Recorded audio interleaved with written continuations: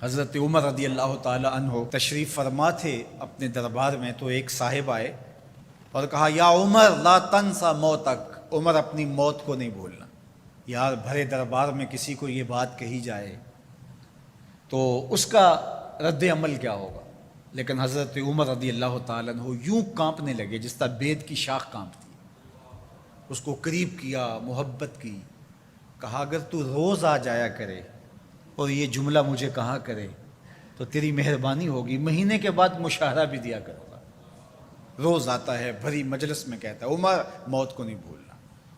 ایک دن وہ آیا، آپ نے اسے بلایا، محبت کی اور اس کو مشاہرہ دیا اور الوداع کہنا چاہا، تو اس نے کہا کہ میرے سے کوئی گستاخی ہو گئی؟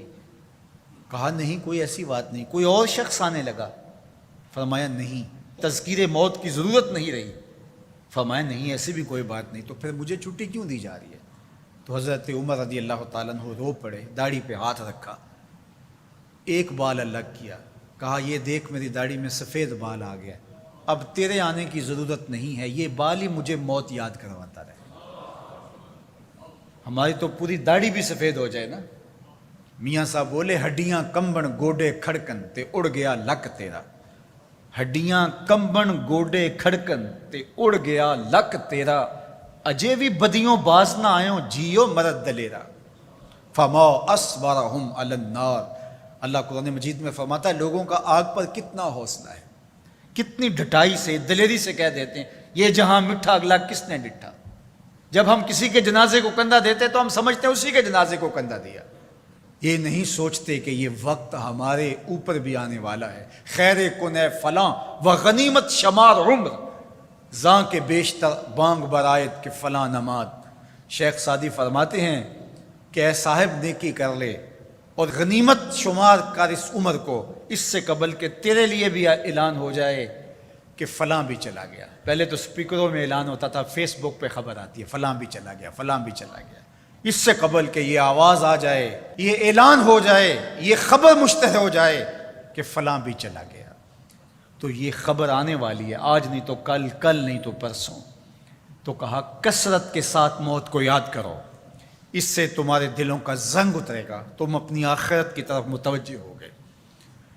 اور دوسری بات ارشاد فرمائی وَتِلَاوَةُ القرآن، اور قرآن مجید کی تلاوت کرو۔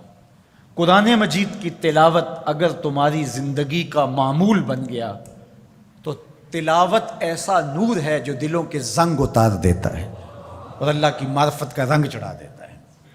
اس لیے دو چیزیں دلوں کے زنگ اتارتی ہیں، ایک کثرت کے ساتھ موت کو یاد، اس کے لیے کوئی نصاب نہیں پڑھنا پڑتا، کسی کے پاس جا کے بیٹھنا نہیں پڑتا، یہ خاموش مبلغ ہے، اس مبلغ کو سننے کے لیے سفر کر کے نہیں جانا پڑتا، اس کو کسی ٹیپ ریکارڈر کے اندر محفوظ کر کے کان کے ساتھ نہیں لگانا پڑتا، کوئی بٹن آن نہیں کرنا پڑتا، اب لائٹ ہے اب سن سکوں گا، اب لائٹ چلی گئی اب نہیں سن سکوں گا، اس کے لیے کوئی وقت متعین اور مقرر نہیں ہے۔ یہ ایسا مبلغ ہے، یہ خاموش واعظ ہے، جب چاہو اس کو سن سکتے ہو۔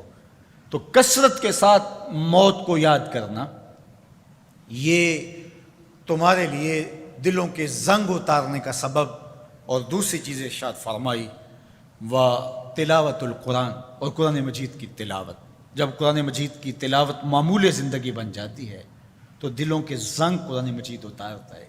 اس سے بہتر دلوں کو پاک کرنے والی اور چیز ہو کیا سکتی ہے؟ اللہ کا کلام ہمارے پاس موجود ہے۔ اس وقت کسی امت کے پاس، کسی قوم کے پاس منزل من اللہ کتاب اصلی صورت کے اندر موجود نہیں ہے۔ تحریف راہ پا گئی، لوگوں نے کتابوں کے اندر اپنی خواہشات کو شامل کر دیا، مشکل چیزیں نکال دی، ان کے اندر بہت گڑبڑ کر دی، لیکن قرآن مجید کسی زیر اور زبر کے تغیر کے بغیر صدیوں قبل جو سینہ محمد صلی اللہ علیہ وسلم پہ نازل ہوئی تھی آج بھی اسی طرح موجود ہے۔ ایک زیر اور زبر کا فرق بھی نہیں ہے، یہ ایک یقین ہمارے ساتھ جڑا ہوا ہوتا ہے کہ یہ ہمارے رب کا کلام ہے، یہ ہمارے محبوب کریم کے سینہ انور پہ اترا تھا، یہ اس کتاب کا اعزاز ہے۔ تو کہا کہ اس کتاب کی کثرت کے ساتھ تلاوت کرو، تمہارے دلوں کا زنگ اتر جائے گا اور اللہ تعالیٰ جل شانہ کی معرفت کا رنگ تمہیں نصیب ہوگا۔